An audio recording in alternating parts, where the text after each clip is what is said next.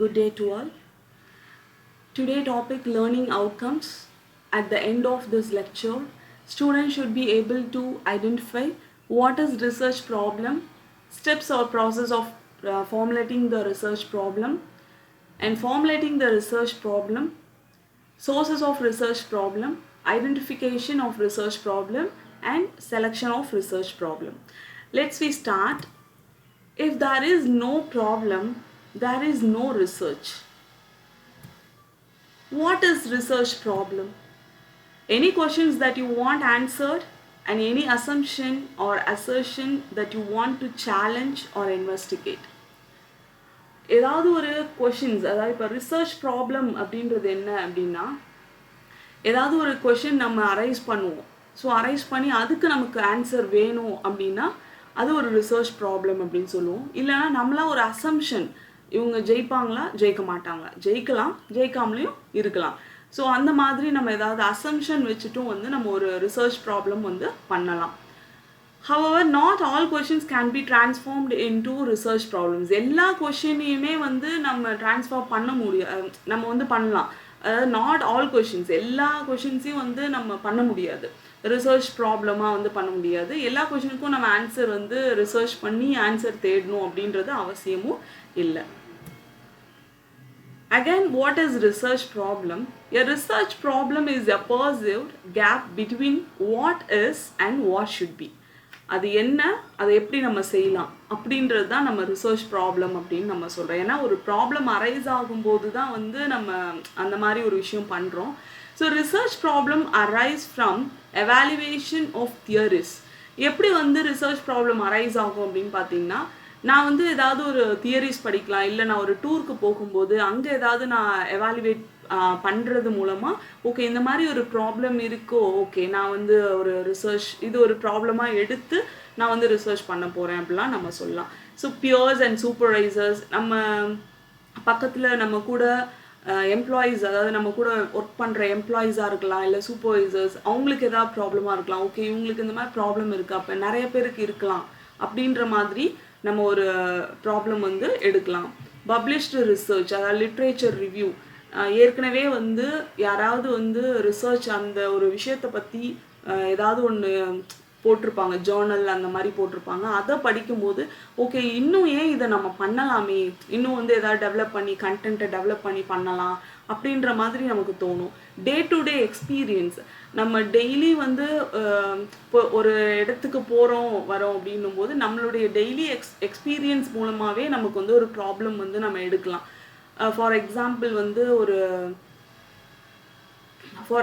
நம்ம டெய்லி போயிட்டுருக்கோம், ஏதாவது ஒரு ப்ராப்ளம் நம்ம சந்திக்கலாம் நம்மளுடைய வாழ்க்கையில். ஸோ அதை ஒரு ப்ராப்ளம் எடுத்து நம்ம ரிசர்ச் பண்ணுற மாதிரி இருக்கும். Where do we go from here? நம்ம ரிசர்ச் அப்படின்றது எப்படி நம்ம ஐடென்டிஃபிகேஷன் பண்ணுவோம். அந்த ரிசர்ச் ஜேர்னி அப்படின்றது எங்கேருந்து நம்ம எங்கே போகிறோம் அப்படின்றது தான். Research problem is like an identification of destination before undertaking research journey. So அந்த ரிசர்ச் ஜேர்னி அப்படின்றது எப்படி இருக்கும், எங்கேருந்து நம்ம எங்கே போகிறோம் அப்படின்றது நம்ம ரிசர்ச் ப்ராப்ளம் அந்த மாதிரி தான் இருக்கும். Research problem is the foundation of the research study. So research problem அப்படின்றது என்ன அப்படின்னு பார்த்தீங்கன்னா, நம்ம படிக்கக்கூடிய அந்த ரிசர்ச் ஸ்டடியோட ஒரு பேசிக், ஒரு அடித்தளம் அப்படின்னு சொல்கிறாங்க. Clear research problem would result in clear and economical research plan. நம்ம நம்மளுடைய ப்ராப்ளம் கிளியராக நம்ம ஒரு ரிசர்ச் ப்ராப்ளத்தை எடுத்து நம்ம ரிசர்ச் பண்ணோம் அப்படின்னா கண்டிப்பாக நமக்கு கிளியரான ரிசல்ட் கிடைக்கும். The way we formulate the research problem determines every step that follows. So எந்த மாதிரி ஃபார்முலேட் பண்ணணும் ஒரு ரிசர்ச் ப்ராப்ளத்தை, எப்படி how to formulate the research problem, அப்படி ஒவ்வொரு ஸ்டெப்பும் எப்படி போகணும் அப்படின்னு பார்த்தீங்கன்னா, first type of study design that can be used. ஒரு தீசிஸ் எடுத்து நம்ம பண்ணுறோம், ஒரு ப்ராஜெக்ட் எடுத்து நம்ம பண்ணுறோம் அப்படின்னா ஃபஸ்ட்டு நம்ம என்ன பண்ணணும் அப்படின்னா, எந்த டைப் ஆஃப் ரிசர்ச் டிசைன் நம்ம எடுக்கணும். அதில் நிறையா இருக்குது. டிஸ்கிரிப்டிவ் ரிசர்ச் இருக்குது, கார்லேஷன், எக்ஸ்பிரிமெண்டல், செமி எக்ஸ்பிரிமெண்டல் அப்படின்னு இருக்குது. ஸோ அது என்ன நம்ம சூஸ் பண்ண போகிறோம், ஏன்னா நம்ம என்ன ப்ராப்ளம் எடுக்கிறோமோ அதுக்கு தகுந்த மாதிரி நம்ம சூஸ் பண்ணிக்கணும். Next sampling, type of sampling. நான் என்ன டூல் எடுக்கிறேனோ அந்த டூலுக்கு ஏற்ற மாதிரி நான் சாம்பிளிங் சூஸ் பண்ணலாம். இல்லைனா நான் எவ்வளோ சாம்பிளிங் எடுக்கணும் அந்த சாம்பிளிங்க்கு ஏற்ற மாதிரி நான் டூல் யூஸ் பண்ணலாம். ஸோ அப்போ அந்த டைப் ஆஃப் சாம்பிளிங் அப்படின்றது நம்ம வந்து 30 எம்ப்ளாயீஸ் 30 சாம்பிள் எடுக்கிறோமா இல்லை எவ்வளோ சாம்பிள் எடுக்கிறோம் அப்படின்றது ரொம்ப இம்பார்ட்டன்ட். ரிசர்ச் இன்ஸ்ட்ருமெண்ட் வந்து நம்ம என்ன எடுக்கிறோம், என்ன ரிசர்ச் இன்ஸ்ட்ருமெண்ட் நம்ம யூஸ் பண்ண போகிறோம். ஃபார் எக்ஸாம்பிள் கொஷினர் அப்படின்னா நம்ம வந்து கொஷின்ஸ் வந்து மேக் பண்ணி ஒரு கொஷின் செட் மாதிரி 20 கொஷின்ஸ் நம்ம மேக் பண்ணலாம். ஸோ அந்த மாதிரி பண்ணலாம். இன்டர்வியூ பேஸ், அதாவது வெர்பல் இன்ட்ராக்ஷன் அப்படின்னு சொல்லுவோம்.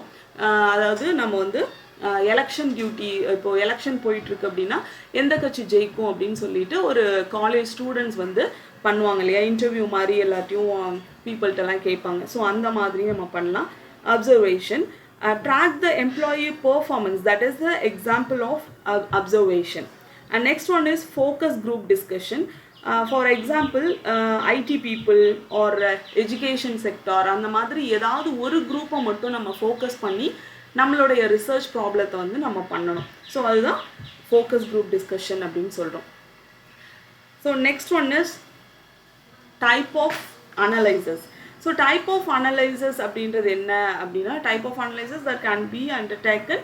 ஃபார் எக்ஸாம்பிள் டிஸ்கிரிப்டிவ், என்ன அனலைஸ் நான் பண்ண போகிறேன் அப்படின்னா, இப்போ டிஸ்கிரிப்டிவாக எக்ஸ்ப்ளோரேட்ரியா அப்படின்ற அதுலேயே நிறையா இருக்குது. ஸோ டிஸ்கிரிப்டிவ் அப்படின்னா ஃபார் எக்ஸாம்பிள் வந்து நான் இப்போ கவர்மெண்ட்லேருந்து வந்து சென்சஸ் டேட்டா எடுக்கிறாங்க இல்லையா, இந்திய மக்கள் தொகை எவ்வளோ அப்படின்ற மாதிரி. ஸோ அதெல்லாம் வந்து எதில் வரும் அப்படின்னா டிஸ்கிரிப்டிவ் அனலைசஸில் வரும். எக்ஸ்ப்ளோரேட்ரி அப்படின்னும் போது an approach to analyzing data sets to find previously unknown relationship. ஏன்னா எனக்கு முன்னாடியே தெரியாத ஒரு யூனிக்கான ஒரு விஷயத்தை நம்ம எடுத்து பண்ண போகிறோம் அப்படின்னா அது எக்ஸ்ப்ளோரேட்ரி அனலைசஸில் வரும். Next one is steps in formulating research problem or process in formulating research problem. எப்படி வந்து நம்ம ரிசர்ச் ப்ராப்ளத்தை வந்து ஃபார்முலேட் பண்ணுறது, அதுக்கு என்ன ப்ராசஸ், என்ன ஸ்டெப்ஸ் அப்படின்னு பார்த்தீங்கன்னா, ஃபஸ்ட்டு வந்து step 1 identify broad field. First வந்து ஒரு பிஹெச்டி தீசிஸ் வந்து ஒரு ப்ராஜெக்ட் நான் பண்ண போகிறேன் அப்படின்னா என்னுடைய ப்ராட் ஃபீல்டு என்ன அப்படின்றத நம்ம வந்து ஃபஸ்ட்டு தெரிஞ்சுக்கணும். ஃபார் எக்ஸாம்பிள் நான் வந்து மேனேஜ்மெண்ட்டில் வந்து ஹியூமன் ரிசோர்ஸ், அப்போ என்னோட what is my broad field அப்படின்னும் போது ஹியூமன் ரிசோர்ஸ் அப்படின்றது என்னுடைய broad field. Step 2 dissect 2 sub areas. So அது அப்படியே தனியாக வந்து ஒரு பார்ட்டாக பிரியும். அப்போ ஹியூமன் ரிசோர்ஸில் நான் என்ன பண்ண போகிறேன், அப்போ ஹியூமன் ரிசோர்ஸ் அப்படின்றதுல எனக்கு என்ன நிறைய இருக்குது, பேரோல் இருக்குது, ஹியூமன் ரிசோர்ஸ் டெவலப்மெண்ட் இருக்குது, வெல்ஃபேர் ஆக்டிவிட்டீஸ் இருக்குது. ஸோ நிறையா இருக்குது. அதில் நான் என்ன பண்ண போகிறேன் அப்படின்னா என்னுடைய சப் ஏரியா நான் சூஸ் பண்ணுறது அப்படின்னு பார்த்தீங்கன்னா ஹியூமன் ரிசோர்ஸ் டெவலப்மெண்ட். ஒரு ஹியூமனை வந்து எப்படி டெவலப் பண்ணலாம், அவங்களோட டெவலப்மெண்ட்க்கு கெரியர் டெவலப்மெண்ட்க்கு என்னெல்லாம் பண்ணலாம் அப்படின்றத நான் சூஸ் பண்ணலாம். ஸோ அப்போ நான் வந்து ஹியூமன் ரிசோர்ஸ் டெவலப்மெண்ட் அப்படின்ற ஒரு டாப்பிக்கை ஒரு அந்த பார்ட்டை வந்து நான் எடுக்கிறேன். Step 3 select interested sub area.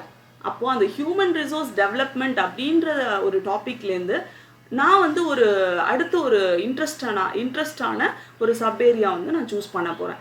அது என்ன அப்படின்னு பார்த்தீங்கன்னா டேலண்ட் மேனேஜ்மெண்ட்.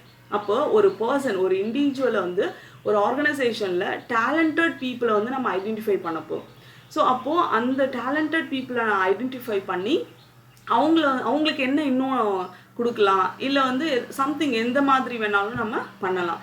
அப்போ நான் டேலண்ட் மேனேஜ்மெண்ட் அப்படின்றது தான் என்னோட இன்ட்ரெஸ்டட் சப் ஏரியாவாக நான் எடுக்கிறேன். Next step 4 rice questions. நம்ம வந்து கொஷின்ஸ் அரைஸ் பண்ணணும். என்ன அப்படின்னு பார்த்தீங்கன்னா டேலண்ட் மேனேஜ்மெண்ட்டில் என்ன கொஷின்ஸ் நமக்கு என்ன அப்படின்னு பார்த்தீங்கன்னா ஜஸ்ட் வந்து டேலண்டட் பீப்புளெலாம் ஏன் வந்து என்னோட கம்பெனியை விட்டு போகிறாங்க, so what is the reason for exit my company. So அப்போது அதுதான் என்னோட கொஷின்ஸ் அப்படின்னா அதுக்கு நான் என்ன பண்ணணும் அப்படின்னா ஸ்டெப் 5 ஃபார்முலேட் அப்ஜெக்டிவ்ஸ். ஒரு அப்ஜெக்டிவ், ஒரு கோல் வந்து வைக்கணும்.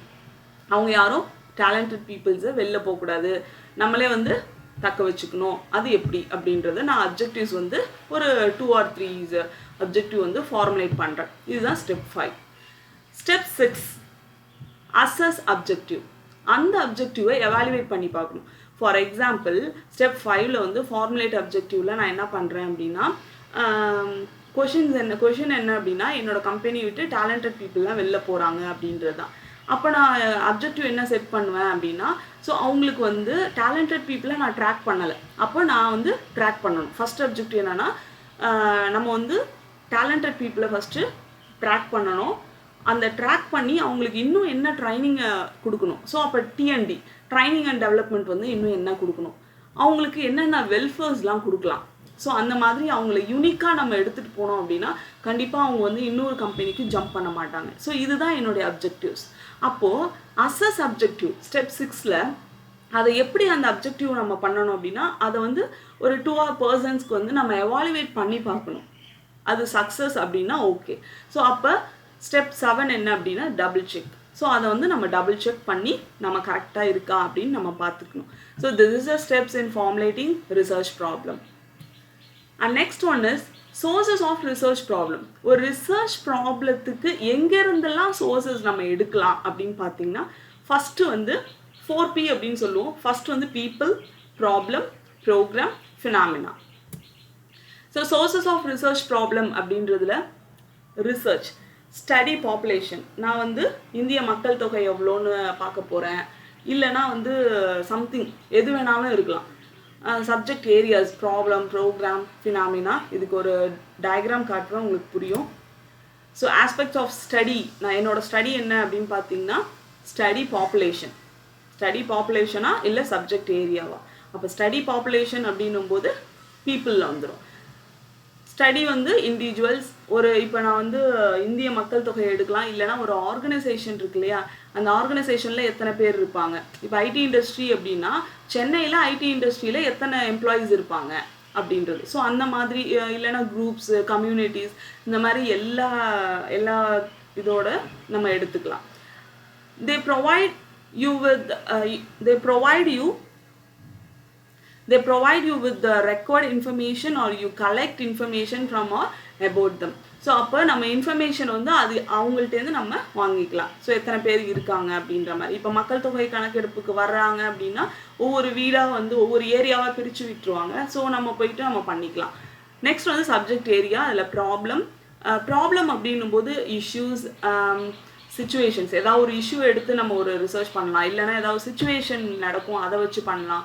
Association, needs, population composition, profiles, etc. Information that you need to collect to find answer to your service research questions. So அப்போ நான் ரிசர்ச் கொஷின் ஒன்று ரெடி பண்ணி அவங்கள்ட்டேருந்து நம்ம வாங்கிக்கலாம். Program. So content, structure, outcomes, attributes, satisfaction, consumers, providers. So அதாவது ஒரு program அப்படின்னும் போது ஒரு ஆர்கனைசேஷனில் ஏதாவது ஒரு பிளானிங் அப்படின்னு சொல்லுவோம் இல்லையா, பிளான் அப்படின்னு சொல்லுவோம். ஸோ ஏதாவது ஒரு கண்டென்ட் எடுத்து அவங்களுக்கு வந்து இங்கே சாட்டிஸ்ஃபேக்ஷனாக இருக்கா, இந்த கம்பெனியில் சாட்டிஸ்ஃபேக்ஷனாக இருக்கா, ஸோ ஜாப் சாட்டிஸ்ஃபேக்ஷன் நிறையா இருக்குது அதுலேயே. ஸோ அந்த மாதிரி ஏதாவது எடுத்து நான் ரிசர்ச் ப்ராப்ளம் பண்ணலாம். Phenomenon, cause and effect relationships, the study of a phenomenon itself etcetera. ஏதாவது ஒரு நிகழ்வு ஏற்படும் போது, ஸோ இப்போ பார்த்தீங்கன்னா ஏதாவது ஒரு பேண்டமிக் பீரியட் வந்திருக்கு, ஸோ அதை எடுத்து நம்ம பண்ணலாம். அந்த ஸ்டடீஸ், அந்த மாதிரி ஏதாவது ஒரு நிகழ்வு ஏற்படும் போது நம்ம ஒரு ரிசர்ச் ப்ராப்ளத்தை எடுத்து நம்ம பண்ணலாம். Next one is identification of the problem. Next topic, the first step in the research process is the choice of a suitable problem for investigation. அப்போ ப்ராப்ளத்தை வந்து நம்ம ஃபஸ்ட்டு ஐடென்டிஃபிகேஷன் பண்ணணும். அப்போ சூட்டபிளான ப்ராப்ளத்தை எடுத்து நம்ம இன்வெஸ்டிகேஷன் பண்ணணும். அதுதான் இந்த ரிசர்ச் ப்ராசஸில் ஃபஸ்ட்டு ஸ்டெப் அப்படின்னு சொல்கிறாங்க. The identification of a research problem is a difficult but an important phase of the entire process. இந்த ஐடென்டிஃபிகேஷன் அதாவது இந்த ரிசர்ச் ப்ராப்ளத்திலே ரொம்ப டிஃபிகல்ட்டானது எது அப்படின்னா ஐடென்டிஃபிகேஷன் தான். ஏன்னா என்ன ப்ராப்ளத்தை நம்ம ரிசர்ச் பண்ண போகிறோம் அப்படின்றது நமக்கு ரொம்ப இம்பார்ட்டன்ட். அது வந்து ரொம்ப இம்பார்ட்டன்ட் எதுக்கு அப்படின்னா இந்த என்டையர் ப்ராசஸ்க்குமே அதுதான் இம்பார்ட்டன்ட், டிஃபிகல்ட்டாக இருந்தாலுமே. A beginner researcher find the task of identifying a research problem difficult one. Beginner researchக்கு கொஞ்சம் டிஃபிகல்ட்டாக தான் இருக்கும். The reason may be his limited knowledge of research process. அதாவது என்ன ரீசனாக இருக்கும் அப்படின்னா அவங்களுக்கு வந்து லிமிட்டட் நாலேஜ் இருக்கும். ஸோ அதுக்காக அவங்களுக்கு அந்த ரிசர்ச் ப்ராசஸ் வந்து கொஞ்சம் டிஃபிகல்ட்டாக இருக்கும். Steps in identification of problem, selection of the area. Already I set this. என்ன ஏரியாவில் நான் வந்து பண்ண போகிறேன், ரிசர்ச் பண்ண போகிறேன் அப்படின்றது. டெலிமினேஷன் ஆஃப் த ப்ராப்ளம். ப்ராப்ளம் அப்படின்றது என்ன ப்ராப்ளம் அப்படின்றத நம்ம கரெக்டாக கிளியராக வந்து நம்ம சூஸ் பண்ணிக்கணும். சாம்பிளிங் நான் எவ்வளோ எடுக்க போகிறேன், 30 எம்ப்ளாயீஸை மட்டும் எடுக்க போகிறேன்னா இல்லை 50 எம்ப்ளாயீஸ் எடுக்க போகிறேன்னா, ஸோ எவ்வளோ சாம்பிள் நான் எடுக்க போகிறேன். நெக்ஸ்ட் வந்து selection of the area. So identification and selection. So first identification பண்ணிட்டோம். So selection of the area, எப்படி வந்து நம்ம ஏரியாவை செலக்ட் பண்ணுறது. Knowing the field or area. First வந்து நமக்கு தெரியாத ஒரு ஃபீல்டை வந்து நம்ம சூஸ் பண்ணக்கூடாது. ஒரு வந்து மேனேஜ்மெண்ட் படிக்கிறேன் அப்படின்னா நான் வேறு ஃபீல்டு, இப்போ எனக்கு வேறு ஃபீல்டை வந்து நான் சயின்ஸ் ஓரியன்டாவோ அந்த மாதிரி நான் பண்ண முடியாது இல்லையா. அது வந்து எம்பிபிஎஸ் இல்லைனா சயின்ஸ் படித்தவங்க, பயோமேக்ஸ் இல்லைனா கெமிக்கல், ஸோ கெமிக்கல் ஃபேக்ட்ரி அந்த மாதிரி வந்து நான் என்னோட ஃபீல்டு இல்லாமல் வேறு ஏரியாவை போயிட்டு நான் டச் பண்ணக்கூடாது. Selection of the problem. So மெயினாக வந்து ப்ராப்ளம் நான் என்ன எடுக்க போகிறேன், ஃபஸ்ட்டு அந்த ஃபீல்டை பற்றி நான் தெரியும். இப்போ எனக்கு ஹியூமன் ரிசோர்ஸ் அப்படின்னா ஹியூமன் ரிசோர்ஸ் ஃபீல்டை பற்றி எனக்கு தெரியணும். அதில் என்ன ப்ராப்ளம்ஸ் இப்போதைக்கு கரண்ட்டில் இருக்குது அப்படின்றத நான் கரெக்டான ப்ராப்ளத்தை செலக்ட் பண்ணணும். So that is the selection of the problem. Knowing the field, that one is selection of the problem. Professional, personal experience, professional literature. Personal experience, one of the sources of problem for research is the daily contact of the professional educator. எப்படிலாம் வந்து நம்ம ஒரு ப்ராப்ளத்தை select பண்ணலாம் அப்படின்னு பார்த்தீங்கன்னா, first வந்து நம்மளுடைய பர்சனல் எக்ஸ்பீரியன்ஸ் மூலமாக தான் நான் வந்து ஒரு ப்ராப்ளத்தை நம்ம சூஸ் பண்ணலாம். இன்னொன்று வந்து ப்ரொஃபஷ்னல் லிட்ரேச்சர். ஏற்கனவே வந்து ஏதாவது ஒரு ஜேர்னல் நான் படிக்கும்போது ஸோ ஓகே நம்ம இந்த மாதிரி பண்ணலாம், இந்த ஜேர்னலில் இன்னும் ஏதாவது பண்ணலாம் அப்படின்ற மாதிரி நம்ம பண்ணலாம். ஸோ இதுதான் வந்து ஒரு செலெக்ஷன் ஆஃப் த ப்ராப்ளத்துக்கு சோர்சஸ். தேங்க்யூ ஃபார் வாட்சிங் திஸ்.